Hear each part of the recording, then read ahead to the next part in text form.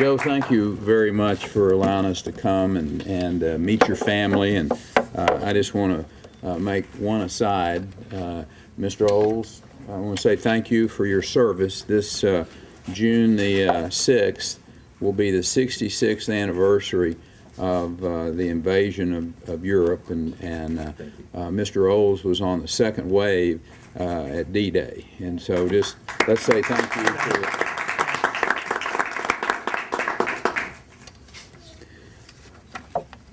thanks to those individuals, we get to be here today and living in freedom, and as we watch what goes on around the world, and some of you who live in or lived in countries where that freedom truly is a rare commodity, to live in America and to have the freedoms that we have. I hope people never ever take that for granted. So to all of the employees of Ols Maintenance, thank you all for what you do and the vital work that you do in making Texas' economy as strong as it is today. You know, big companies get most of the ink. We hear about you know, the big companies that do this or do that, and they have a important role to play, but the fact of the matter is the real drivers of job creation in Texas are our small businessmen and women. It's companies just like Ols Maintenance Supply that really drive the economy of Texas. It's those bold entrepreneurs like Joe in 1975 who took a risk, and he risked his capital and he started this company. You know, in Austin right now, we're facing some very challenging legislative work. We got tough decisions that are looming before us, and we're going to thoughtfully make our way through this budget writing process that we're in today. At small businesses and around kitchen tables all across the state, these are the kinds of challenges that are very familiar with Texans. The same thing that's going on in Austin, Texas, deciding what's important, prioritizing, funding those priorities. The legislature is going to have to go through that same process that you all have to go through in your businesses or with your family budgets. Everyone's dealing with this, the impact of the recent global recession. We're finding new ways to tighten our belts. We're separating those wants from needs, making responsible decisions to live within our means. We have an obligation to the taxpayers in the state to take those same kinds of steps that you all are making in your personal lives and in your small businesses. Making government more efficient, streamlined, cutting spending without raising taxes. That's our chore and that's our goal. There's no shortage of naysayers out there who say Texas has to follow the lead of states elsewhere who dig into the pockets of its citizens early and often. They try to avoid making tough, but I think necessary decisions about their own budgets. Illinois is a good example of it. They just raised taxes 66% on certain segments of their citizenry. Here in Texas, we know you can't tax and spend your way to prosperity. It just doesn't work. We know that small business owners, families across this country, they've already given plenty this recession. Joe was just sharing with me, just like's happening in your cleaning business, that this recession has hit you as well. I'm going to this up here for you. And there you go. And certainly that's true in Texas. But the fact is that we're emerging from this recession in much better condition than almost any other state. Our business-friendly environment has helped us attract new employers. We created jobs back in 2010. Matter of fact, we created more jobs in Texas in 2010 than any other state. And what's happening is that businesses are fleeing those states where they're overtaxing and overregulating. They're expanding or they're relocating to a place where they feel free to succeed. And we can expect more of them to be headed this way as long as we remain committed to the principles that have helped us earn recognition as the best state in the country to do business.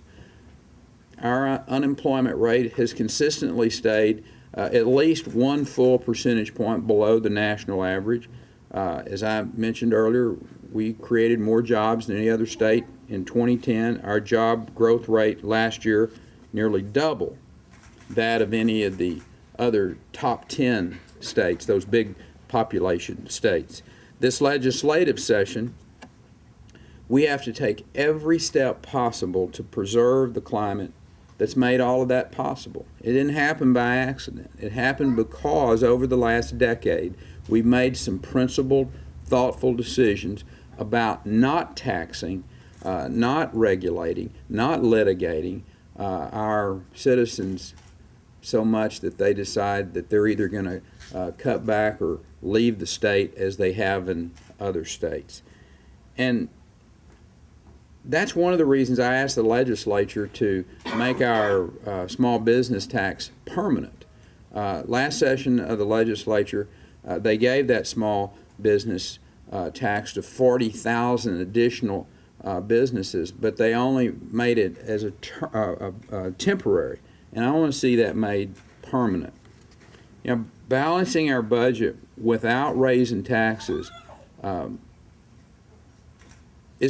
that's what's going to keep us moving forward. I mean, the message to not just to men and women who are small business owners in Texas, but people outside of the state that are making a decision about, you know, we can't stay in our state any longer because the taxes are so burdensome. And they're going to make a decision about where they want to live and where they want to do business. And Texas needs to continue to be that beacon, be that place where they know that they can come, they can risk their capital, and they know that they have the best opportunity here at any place in America of which to keep more of what they work for. You know, our legal system is another one of those places that we made some strong reforms back in 2003, and we limited non-economic damages awarded in medical lawsuits, for instance.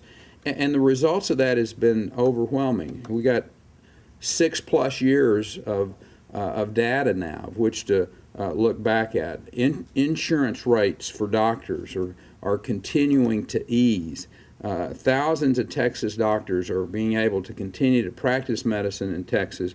Or for that matter, we're attracting doctors from other states because they know they can come here and do what they love, practice medicine, without being sued frivolously and having to spend that additional money on the cost of liability insurance.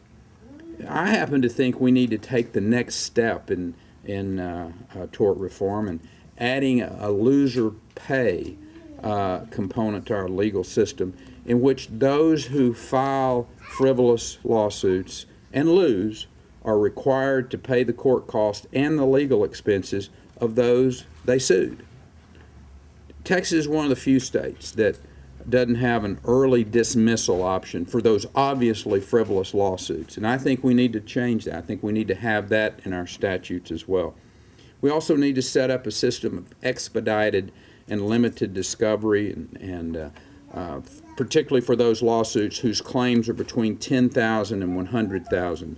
basically the smaller size lawsuits, if you will. Those reforms would further improve the legal climate in our state, helping keep small business owners in our state and on the job, where they can generate income and build their business, employ men and women like Joe does with this business.